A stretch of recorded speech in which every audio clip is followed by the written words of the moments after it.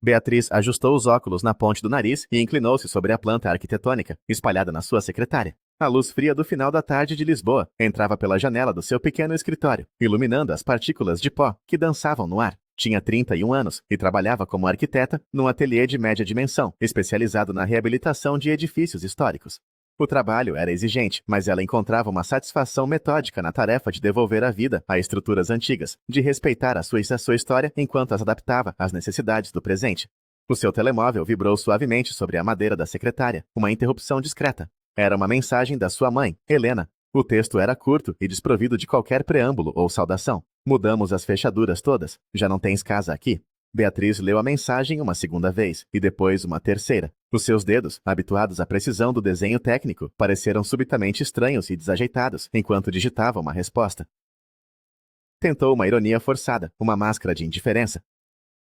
Que engraçado. Muito corajosos, sim, senhor. Mas a bravata era oca. Por dentro sentiu uma fratura, uma ruptura sísmica que ameaçava desestabilizar todas as fundações da sua vida. A casa da sua avó, a casa que lhe fora legada em testamento, fora-lhe vedada pelos seus próprios pais. O patrimônio que deveria ser um elo de continuidade familiar tinha se tornado a arma da sua destruição. A família de Beatriz nunca fora um modelo de harmonia, mas mantinha uma fachada de normalidade de classe média. O seu pai, Arthur, fora proprietário de uma loja de eletrodomésticos num bairro tradicional de Lisboa, um negócio que herdara do seu próprio pai, e que, nos últimos anos, lutava para competir com as grandes superfícies e as vendas online. A sua mãe, Helena, nunca tivera uma profissão fora de casa. O seu domínio era a esfera doméstica e social, a gestão das aparências e a manutenção de uma rede de relações familiares e de vizinhança. Viviam confortavelmente, mas com uma ansiedade financeira subjacente que se tornara mais pronunciada à medida que a reforma de Arthur se aproximava e o negócio estagnava. Beatriz e o seu irmão mais novo, Tiago, tinham a típica relação de irmãos, com as suas rivalidades e alianças flutuantes. Tiago, que trabalhava na área comercial de uma empresa de telecomunicações, sempre fora o filho mais alinhado com as expectativas parentais, mais pragmático e menos dado a sentimentalismos. O verdadeiro centro da família, o seu ponto de gravidade emocional e físico, fora sempre a avó materna, Lourdes. Vivia sozinha numa moradia de 2 andares, com um pequeno jardim nas traseiras, numa rua tranquila do bairro de Campo de Ourique. A casa, construída nos anos 30, não era um palácio, mas tinha o charme sólido da sua época, com os seus tetos altos, o chão de tábua corrida e os azulejos originais na cozinha e na casa de banho. Fora nessa casa que a família se reunia em todas as ocasiões festivas. Fora no pequeno jardim que Beatriz aprendera a distinguir as ervas aromáticas. Fora na sala de costura da avó, entre tecidos e moldes de papel, que encontrara refúgio durante as turbulências da adolescência. Lourdes era a sua confidente, a sua defensora e, muitas vezes, um contraponto à ansiedade da sua mãe e ao pragmatismo por vezes áspero do seu pai. Esta casa tem ossos bons, Beatriz, dizia-lhe a avó enquanto passava um pano úmido sobre as folhas de uma monstera gigante que dominava um canto da sala de estar. Tu percebes isso? Não vês só paredes, vês a estrutura, a história que a mantém de pé. Na altura, Beatriz não compreendera o peso profético daquelas palavras. Quando Lourdes faleceu, aos 89 anos, após uma curta doença, a família sentiu o abalo. Mas foi a leitura do testamento, um mês depois, no escritório de um notário no Chiado, que transformou a dor em conflito aberto. Para a surpresa de todos, especialmente dos seus pais, Lourdes deixara a casa de Campo de Ourique exclusivamente a Beatriz. Uma carta manuscrita, anexada ao testamento, explicava a sua decisão. A Beatriz é a única que ama esta casa não pelo seu valor monetário, mas pela sua essência. Ela saberá cuidar da sua memória e dar-lhe um futuro. A casa não é um ativo para ser liquidado, é um legado para ser continuado. A reação dos pais foi imediata e visceral. Helena empalideceu, a sua mão procurando instintivamente o braço de Arthur. O rosto do pai de Beatriz contraiu-se numa máscara de incredulidade e fúria contida. Deve haver um engano, disse Helena, a sua voz um fio trêmulo. A mãe não estava bem nos últimos tempos. Não tinha a noção do que estava a fazer. Mas não havia engano. O testamento fora elaborado e registrado com todas as formalidades legais. As testemunhas eram idôneas e o notário confirmou que, à data da sua assinatura, Lourdes estava na posse de todas as suas faculdades mentais. A casa, legalmente, pertencia a Beatriz. Nos dias que se seguiram, Beatriz tentou apaziguar os ânimos. Não precisa de mudar nada, disse-lhes durante um encontro tenso num café. A minha intenção é preservar a casa, não é tirá-la à família. Continuaremos a poder usar o espaço para os jantares de Natal, como sempre. A sua melhor amiga, Sofia, uma advogada que trabalhava em direito laboral, avisou-a. Tem cuidado, Bia. A tua mãe sempre teve uma necessidade de controlo muito grande, e o teu pai está a ver um potencial pé de meia a desaparecer. Essa casa naquele bairro vale uma fortuna. Beatriz, no entanto, insistiu na sua ingenuidade. São os meus pais. Vão acabar por aceitar assim que o choque passar. Durante alguns meses, viveu-se um armistício frágil. Beatriz, precisando de mais espaço e querendo honrar o desejo da avó, mudou-se para a casa. Começou a fazer pequenas reparações essenciais, planeando uma reabilitação cuidadosa que respeitasse a traça original. Atualizou o sistema elétrico, que era perigosamente antigo, e reparou algumas infiltrações no telhado. Convidava a família regularmente, mas as visitas eram tensas. Helena encontrava defeito em cada pequena alteração. A tua avó gostava tanto deste papel de parede, comentava, passando os dedos pela parede recém-pintada da sala de jantar. Estas cortinas novas não têm nada a ver com o estilo da casa. Arthur mantinha-se maioritariamente em silêncio, um silêncio pesado, carregado de desaprovação. Tiago tentava desempenhar o papel de mediador. A mãe tem dificuldade com a mudança, dizia a Beatriz em privado. E o pai, bem, tu sabes, eles contavam com o dinheiro da venda da casa para a reforma. Tens de perceber o lado deles. Beatriz compreendia a desilusão, mas mantinha-se firme. A avó fora clara nas suas intenções. Ela estava apenas a cumprir a sua vontade.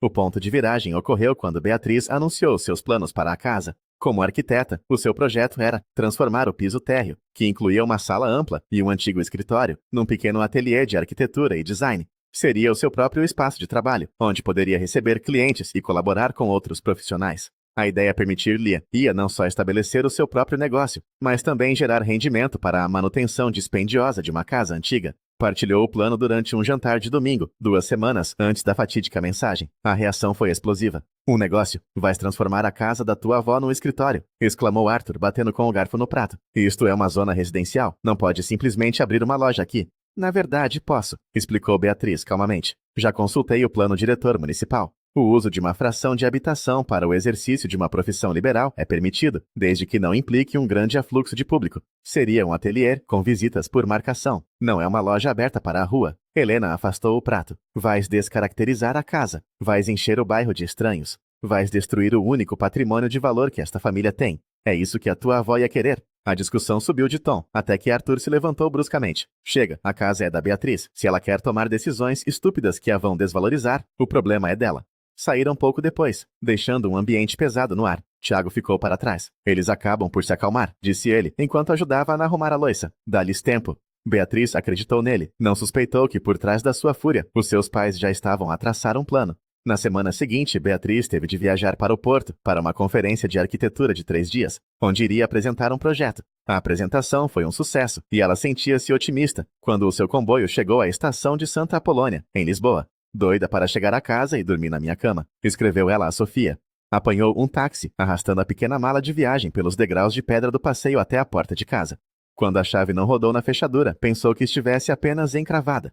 A porta era antiga e, por vezes, precisava de um jeito especial. Mas após várias tentativas, percebeu que algo estava fundamentalmente errado. Foi então que reparou nos brilhos metálicos, uma fechadura nova e um ferrolho adicional que não existia antes. O seu coração começou a bater descompassadamente. Pegou no telemóvel e ligou à mãe. A chamada foi direta para a caixa de correio. Ligou ao pai. O mesmo resultado.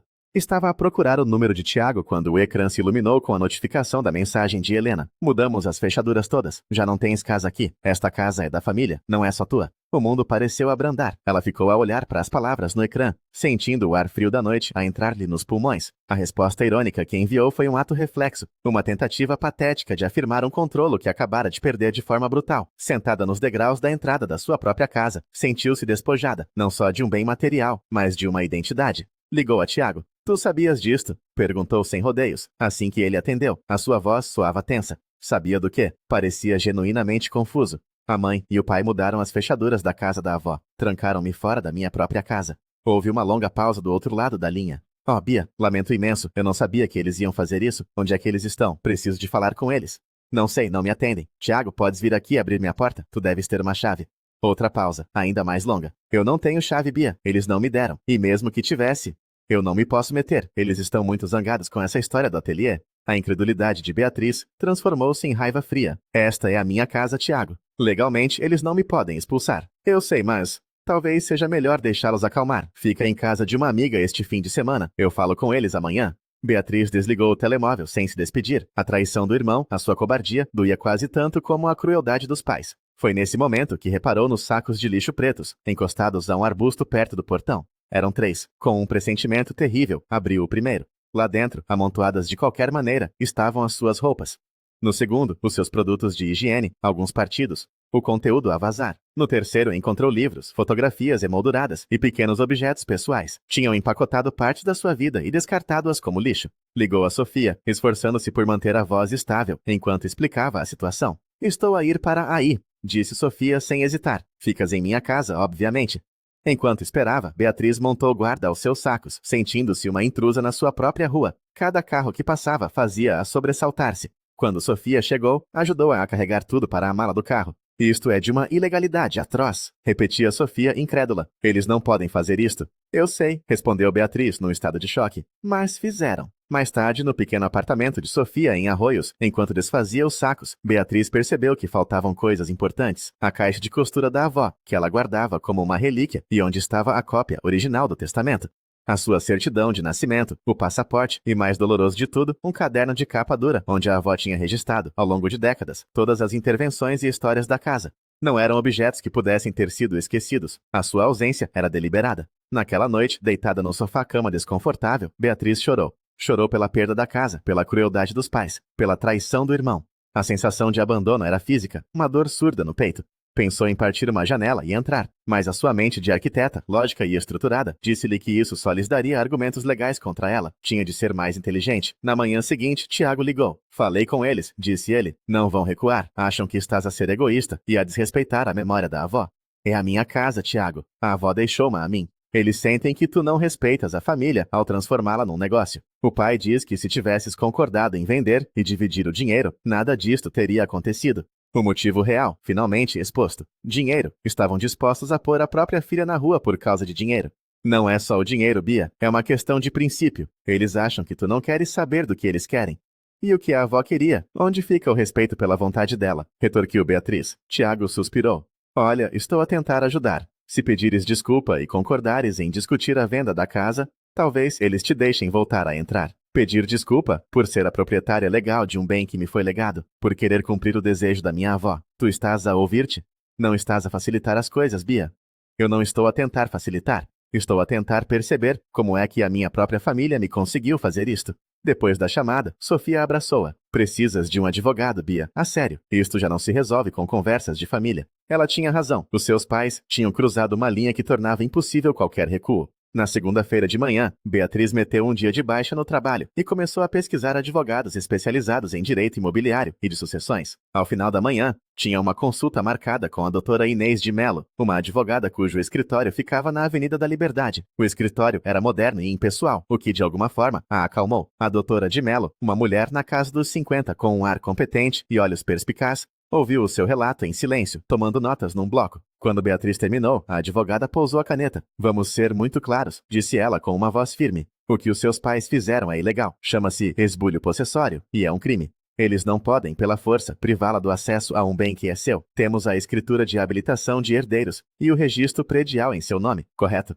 O estômago de Beatriz contraiu-se. Sim, a escritura foi feita. O registro está em meu nome. Mas a cópia original do testamento estava num dos objetos que eles retiveram. A doutora de Mello acenou com a cabeça. Isso é um problema menor. Podemos obter uma cópia certificada junto do notário. O registro predial é a prova definitiva da sua propriedade. Ela digitou algo no seu computador. O que temos de fazer com caráter de urgência é intentar uma providência cautelar de restituição de posse. É um procedimento judicial rápido que visa, precisamente, repor a situação de facto. Um juiz irá ordenar que lhe seja devolvido o acesso imediato à sua propriedade. A palavra juiz tornou tudo assustadoramente real. Vou ter de processar os meus pais. Eu só queria a minha casa de volta, disse Beatriz, em voz baixa. A expressão da doutora de Mello suavizou-se ligeiramente. Eu compreendo que isto seja emocionalmente devastador. São os seus pais. Mas eles escolheram a via da ilegalidade. Nós vamos usar a via da lei para proteger os seus direitos. Além da restituição da posse, vamos também exigir uma compensação por todos os danos que lhe causaram, incluindo o valor dos bens que desapareceram. Beatriz anuiu, sentindo-se simultaneamente aterrorizada e aliviada. Assinou a procuração forense e outros documentos. A partir de agora, não comunique diretamente com eles, aconselhou a advogada. Qualquer contato, seja deles ou do seu irmão, reencaminhe para mim e documente tudo, todas as despesas que tiver por estar fora de casa. Faça uma lista detalhada dos bens em falta, tudo. Ao sair do escritório, sentiu o telemóvel vibrar. Era uma notificação do Facebook. A sua mãe tinha a identificado numa publicação. O texto era uma obra-prima de vitimização. É com o coração partido que vemos a nossa própria filha virar as costas aos valores da família, querendo transformar a casa da sua amada avó num espaço comercial contra a nossa vontade. Há quem se esqueça rapidamente das suas origens. A publicação estava acompanhada por uma fotografia antiga, de um Natal feliz na casa de campo de Ourique. Nos comentários, tios, primos e amigos da família expressavam o seu choque e solidariedade para com os seus pais. Que ingratidão, escrevia uma tia. Força, Helena e Arthur, dizia um amigo de longa data. A sua mãe estava a construir uma narrativa pública, na qual Beatriz era a vilã gananciosa, e as pessoas estavam a aceitá-la sem questionar. Naquela noite, recebeu a primeira de várias chamadas de número anônimo. Atendeu. Era a voz do seu pai, fria e ameaçadora. Cometeste um grande erro ao meteres advogados nisto, Beatriz. A tua mãe está destroçada. Se pensas que vais destruir o legado da tua avó e que a família vai ficar a ver, estás muito enganada. Desiste disto, ou vais arrepender-te. As mensagens seguintes, que ela deixou ir para a caixa de correio, tornaram-se mais hostis. Na terceira, ele ameaçava contestar o testamento, alegando que ela tinha exercido influência indevida sobre a avó. Era uma mentira absurda, mas a perspectiva de uma batalha legal longa e dispendiosa para provar a sua inocência era assustadora. A família começou a tomar partidos de forma explícita. A sua tia Célia, irmã da mãe, ligou-lhe a dizer que estava profundamente desiludida com a sua ganância. 2 primos removeram-na das redes sociais. Apenas uma pessoa da família a contactou com uma palavra de apoio. A irmã da sua avó, a sua tia-avó Emília, uma senhora de 80 e poucos anos que vivia no Algarve e que tinha uma relação distante com a sua mãe. A Lourdes não ia querer isto, disse ela ao telefone, com a sua voz frágil, mas firme. Ela deixou-te a casa porque confiava em ti. Não deixes que eles te intimidem. 3 dias depois de ter contratado a Dr. de Mello, Tiago pediu para se encontrar com ela. Encontraram-se num café barulhento na Baixa. Ele parecia cansado e desconfortável. Eles estão a planear vender a casa a um empreiteiro, disse ele de repente. Já andavam em conversações há meses, mesmo antes da tua ideia do ateliê. Uma empresa de construção quer demolir a casa para construir um prédio de apartamentos de luxo. Beatriz sentiu um frio a percorrer-lhe a espinha. Demolir a casa da avó? A casa que estava na família há 3 gerações? Tiago acenou com a cabeça, sombriamente. O terreno vale mais do que a casa. A proposta do empreiteiro é de quase 2 milhões de euros. E quando é que me iam contar isto? Perguntou Beatriz, a voz a falhar. A casa é minha, Tiago. Ele baixou o olhar. Eles achavam que se te pressionassem o suficiente, tu ias ceder e concordar em vender. O empreiteiro tem um prazo. Se o negócio não for fechado até o final do trimestre, eles avançam para outro terreno. De repente, tudo fez sentido. A urgência, as medidas extremas, a campanha de difamação pública. Não se tratava de tradição familiar ou do seu ateliê. Tratava-se de dinheiro, pura e simplesmente. A pressão financeira também aumentava para Beatriz. Estava a pagar os honorários da advogada, a comprar roupa e outros bens essenciais para substituir os que ficaram na casa, e a insistir em contribuir para as despesas de Sofia. As suas poupanças estavam a diminuir rapidamente. O trabalho também se estava a tornar um desafio. O seu chefe, embora compreensivo no início, começava a mostrar sinais de impaciência. Beatriz estava distraída, a falhar prazos, incapaz de se concentrar. O conflito estava a consumir toda a sua energia mental. A amizade com Sofia, embora sólida, também começava a sentir a tensão. O apartamento de Sofia era pequeno e a presença constante de Beatriz, com a sua bagagem de problemas, era inevitavelmente disruptiva. Uma semana depois da primeira consulta, a doutora de Mello ligou. A audiência da providência cautelar foi marcada para a próxima segunda-feira. O juiz que nos calhou em sorte é conhecido por ser rigoroso e formalista, o que joga a nosso favor. Ele vai ater-se à lei, e a lei está do nosso lado. E os meus pais? Perguntou Beatriz. Responderam através de um advogado, um tal Dr. Vasconcelos. A tese deles é a que esperávamos, que a senhora abandonou a casa voluntariamente e que eles apenas a protegeram na sua ausência, e que a sua intenção de a transformar em escritório constitui um desrespeito pela vontade da falecida. É um argumento fraco, mas prepare-se. Em tribunal, eles vão tentar pintá-la como a filha ingrata e instável. Na manhã da audiência, Beatriz vestiu-se com um fato de calças escuro e uma camisa branca. A doutora de Mello aconselhara-a a apresentar-se com uma imagem sóbria e profissional. Quando se encontraram à porta do Palácio da Justiça, o seu telemóvel tocou. Era um número que não conhecia. Atendeu. Estou a falar com a senhora Beatriz Guedes? Perguntou uma voz masculina e oficial. Sim, é ela. Daqui fala o agente principal da Polícia de Segurança Pública, da esquadra da sua área de residência. Recebemos uma queixa de furto em seu nome e gostaríamos que viesse à esquadra para prestar declarações. O sangue de Beatriz gelou. Furto? Não estou a perceber. Recebemos uma queixa dos seus pais, Arthur e Helena Guedes, indicando que a senhora, antes de abandonar a residência, subtraiu vários objetos de valor, nomeadamente joias de família e documentos importantes.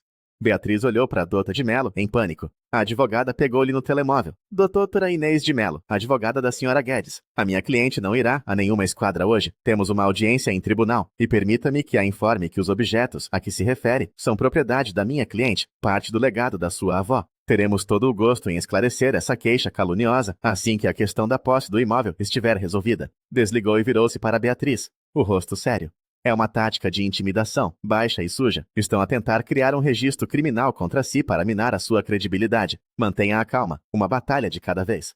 Na sala de audiências, Beatriz viu os pais pela primeira vez desde o incidente. Helena evitava o seu olhar, o rosto tenso. Arthur fuzilava-a com os olhos, a raiva a irradiar dele. Tiago estava sentado atrás deles, parecendo profundamente infeliz. A audiência foi rápida. A doutora de Mello apresentou a escritura, o registro predial e as fotografias dos sacos de lixo como prova do esbulho. O advogado dos seus pais, um homem de ar pomposo, argumentou que os seus clientes agiram no calor da emoção para proteger o patrimônio familiar de uma decisão impulsiva e danosa por parte da filha. O juiz, um homem de meia idade, com uma expressão cansada, não pareceu impressionado. Dr. Vasconcelos, a vontade da falecida, expressa em testamento, é clara. A proprietária do imóvel é a senhora Guedes. Se os seus clientes discordavam do testamento, tinham mecanismos legais para o contestar. Mudar as fechaduras não é um deles, disse o juiz com secura. Virou-se para os pais de Beatriz, Arthur e Helena Guedes. O tribunal ordena a imediata restituição da posse do imóvel à sua legítima proprietária. Tem 24 horas para entregar um jogo de chaves novas à senhora Guedes ou à sua mandatária.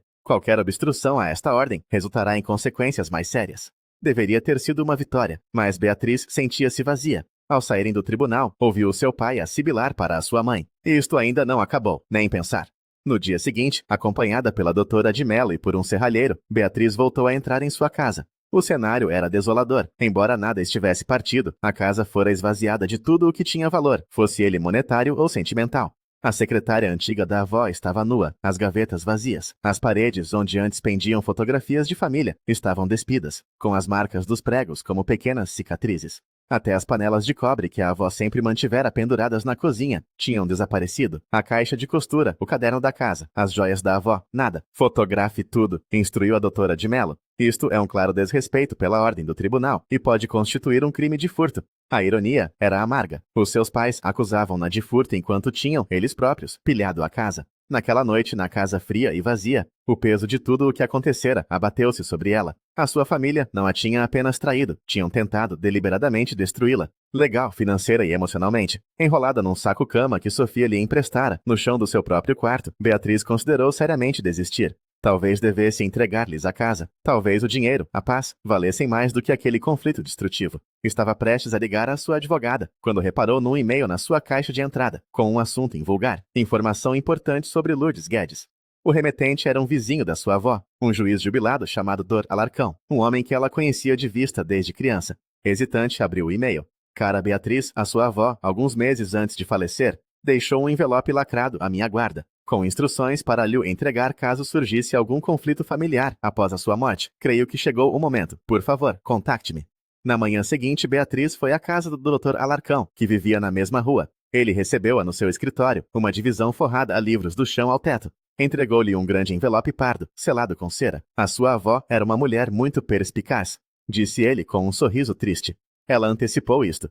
Beatriz abriu o envelope com as mãos a tremer. Lá dentro encontrou vários documentos. Uma declaração assinada e reconhecida notarialmente pela sua avó, onde ela reafirmava a sua decisão de lhe deixar a casa e descrevia as pressões que vinha sofrendo por parte de Arthur e Helena para a vender. Cópias de e-mails trocados entre o seu pai e o empreiteiro, que a avó de alguma forma conseguira obter, provando que as negociações eram muito anteriores à sua morte, e a prova mais devastadora de todas, uma pequena pen USB, quando a inseriu no seu portátil, ouviu a voz da sua avó, clara e firme, numa gravação de áudio. Nela, Lourdes documentava uma conversa telefônica com Arthur, na qual ele a ameaçava com uma ação de interdição por anomalia psíquica, se ela não concordasse em vender a casa. Estou perfeitamente lúcida, dizia a avó na gravação, e faço esta gravação para me proteger, porque temo que o meu genro e a minha filha tentem invalidar a minha vontade. A minha decisão de deixar a casa à minha neta Beatriz é livre, informada e final. As lágrimas corriam pelo rosto de Beatriz enquanto ouvia. A sua avó, até ao fim, tentara protegê-la. Levou imediatamente o envelope à doutora de Mello. A advogada examinou o conteúdo, a sua expressão a tornar-se cada vez mais determinada. Isto muda tudo, disse ela, segurando a pen USB como se fosse uma arma. Isto não é apenas a prova de que a sua avó estava sã, mas também de que ela estava a ser coagida pelos seus pais, e não por si. Isto prova a má-fé deles desde o início. E agora? Perguntou Beatriz. A doutora de Mello sorriu, um sorriso frio e aguçado. Agora, passamos ao ataque. No dia seguinte, o Dr. Vasconcelos, advogado dos pais de Beatriz, ligou para o escritório da doutora de Mello a solicitar uma reunião urgente para discutir um acordo. A revelação de que Beatriz possuía provas irrefutáveis da sua premeditação e coação mudara completamente o equilíbrio de poder. A reunião de acordo teve lugar numa sala de conferências neutra. Os seus pais pareciam envelhecidos e derrotados. Helena não conseguiu encará-la. Arthur mantinha um silêncio ressentido. O seu advogado tentou uma abordagem conciliadora, propondo a devolução de todos os itens e um pedido de desculpas formal. A doutora de Mello foi implacável. A minha cliente foi vítima de uma campanha de difamação, de coação, de esbulho e de furto. Sofreu danos emocionais, profissionais e financeiros significativos. Um pedido de desculpas não é suficiente. As negociações foram longas e tensas. No final, o acordo foi assinado. Os seus pais comprometiam-se a devolver todos os objetos retirados da casa no prazo de 48 horas, enviar uma carta de retratação a todos os familiares e amigos que tinham contactado, bem como ao chefe de Beatriz, pagar uma indemnização de 50 mil euros para cobrir os danos materiais e morais. E por fim ficavam legalmente proibidos de se aproximarem a menos de 100 metros da casa, exceto com um convite expresso de Beatriz. Ao saírem da sala, Tiago aproximou-se dela, hesitante. Bia, desculpa, eu devia ter te defendido, fui um cobarde. Beatriz olhou para o irmão. O caminho para o perdão seria longo, mas pela primeira vez, viu um vislumbre de arrependimento genuíno nos seus olhos. Sim, devias, respondeu ela. Vamos ver, talvez um dia possamos falar sobre isso. Nas semanas e meses que se seguiram, Beatriz começou o lento processo de reconstrução. A devolução dos seus bens foi um evento estranho e formal, supervisionado pelos advogados. O caderno da casa da avó nunca apareceu. A sua mãe alegou tê-lo deitado fora num acesso de raiva, um ato de destruição mesquinho que doeu profundamente. Com a ajuda de Sofia e de outros amigos, Beatriz limpou e reorganizou a casa, preenchendo o vazio não com novos objetos, mas com novas memórias. O seu chefe, ao receber a carta de retratação, mostrou-se compreensivo e deu-lhe o espaço de que precisava para se reerguer profissionalmente. O projeto do ateliê avançou. Contratou um pequeno empreiteiro e, juntos, transformaram o piso térreo num espaço de trabalho luminoso e funcional, que honrava a arquitetura original da casa. O processo foi terapêutico, um ato de apropriação e criação. A relação com Tiago começou a ser reconstruída, cautelosamente, com base numa nova honestidade. Ele admitiu o seu medo da desaprovação dos pais, e o quanto o exemplo de Beatriz o forçara a confrontar a sua própria passividade. Com os pais, a relação resumia-se a um silêncio frio e distante. O acordo legal era também um acordo emocional. Eles ficariam fora da sua vida. Um ano após a mudança das fechaduras, Beatriz inaugurou o seu ateliê. A festa de abertura foi pequena, apenas com amigos próximos, o irmão e a tia-avó Emília, que fez questão de vir do Algarve. Enquanto os seus amigos brindavam ao seu novo começo, Beatriz olhou em volta para as paredes que lutara tanto para manter. A casa estava em paz. Pela primeira vez em muito tempo, ela também estava. Tinha perdido a família que pensava ter, mas descobrira uma força em si mesma que não sabia possuir. Tinha aprendido, da forma mais dura, que um lar não é apenas uma estrutura de tijolo e cimento, mas algo que se constrói e se defende, por dentro e por fora. O legado da sua avó não fora apenas a casa, mas a lição de que era preciso ter ossos bons para se manter de pé.